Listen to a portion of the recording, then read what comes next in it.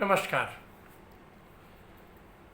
एक बार एक करोड़पति व्यक्ति था, बहुत बड़ा आदमी था।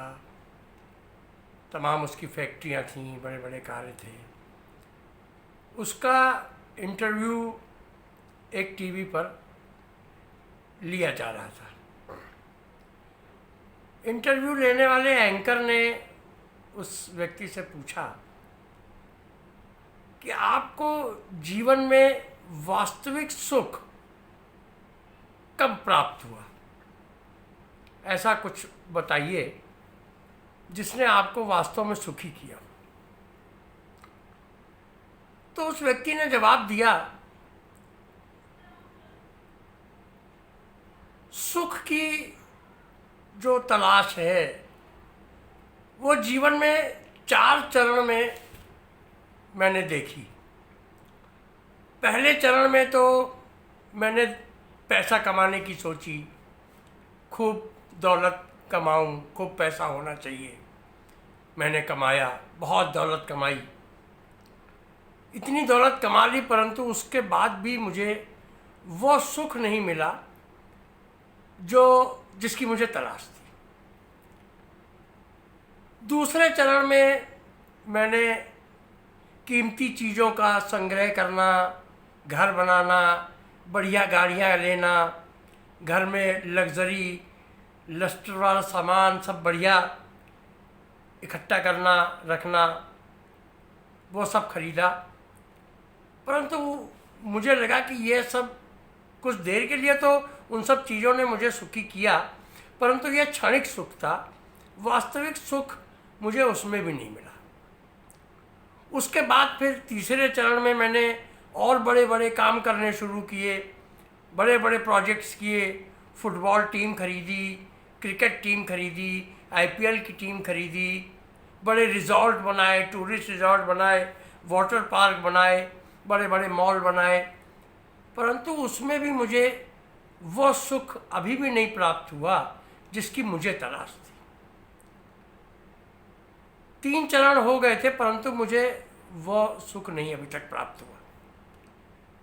एक दिन मेरा एक दोस्त पुराना मेरे से मिलने आया। उसने कहा, एक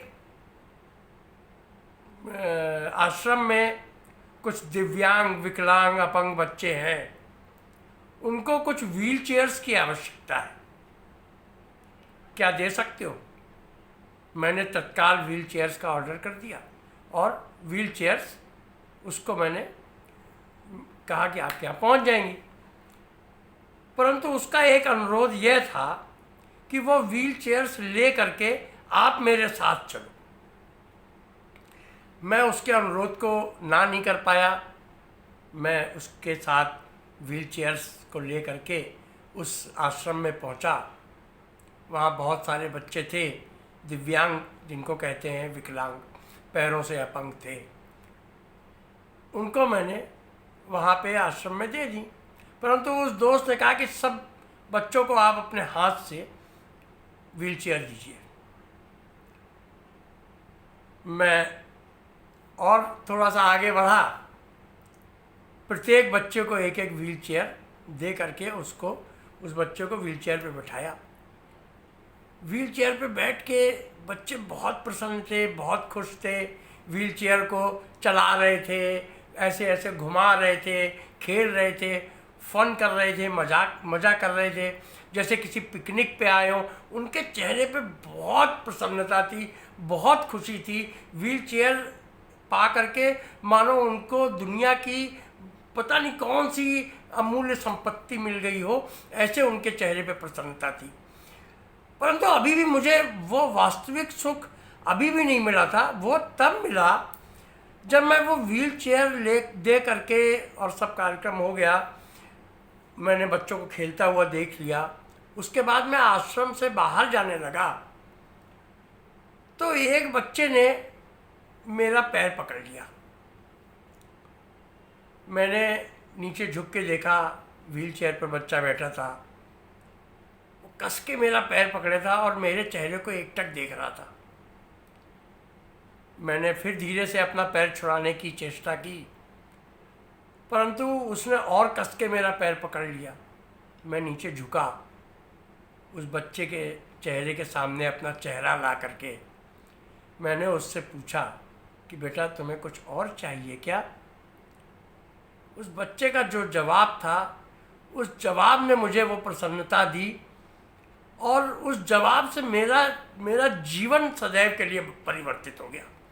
एक बहुत बड़ा चेंज आया मेरे जीवन में।